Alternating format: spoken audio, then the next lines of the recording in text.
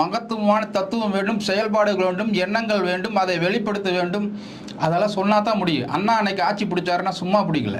10 ஆண்டுகளுக்கு முன்னாடியே வந்து அரசியல் பேசி தன்னுடைய பேச்சாற்றலால் வீச்சாற்றலால் வந்து மக்களுக்கு ஒழுங்குபடுத்தி விடிய விடிய பேசுவார். விடிய விடிய பேசுறதுக்கு அதை கை கட்டி உட்காந்து தொண்டர்கள் பார்த்துட்டு இருப்பான். ஆனால் இன்றைக்கி நீங்கள் பேசுகிறது நிமிஷக்கணக்கில் கூட உங்களை பேசுறது கேட்க முடியலையே. அந்த அளவுக்கு எதுவுமே சரக்கு இல்லையே.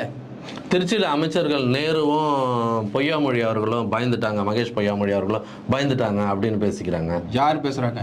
பேசிக்கிறாங்க, அதான் பேச வைக்கிறாங்க. ஏங்க நீங்கள் வந்து அண்ணா அதாவது அன்பில் பொய்யாமொழி பேசுகிற ஒரு 20 நிமிஷம் பேசு, ஒரு 2 நிமிஷம் பேசு. நீங்கள் அண்ணா அவர்கிட்ட பேச முடியுமா? நீங்கள் அன்பில் பொய்யாமொழிகிட்ட அவர்கிட்ட எந்த சப்ஜெக்ட் பேசுவார், எந்த சப்ஜெக்ட் டாபிக் கொடுத்தாலும் பேசுவார். நீங்கள் பேசுவீங்களா? ஸோ ஸ்பான்டினியஸ்ன்னு சொல்லுவாங்க. ஒரு டாபிக் கொடுத்து ஒரு 1/2 மணி நேரம் பேசணுங்கிற ஆற்றல் வேணும். அது உங்கள்கிட்ட இருக்கா?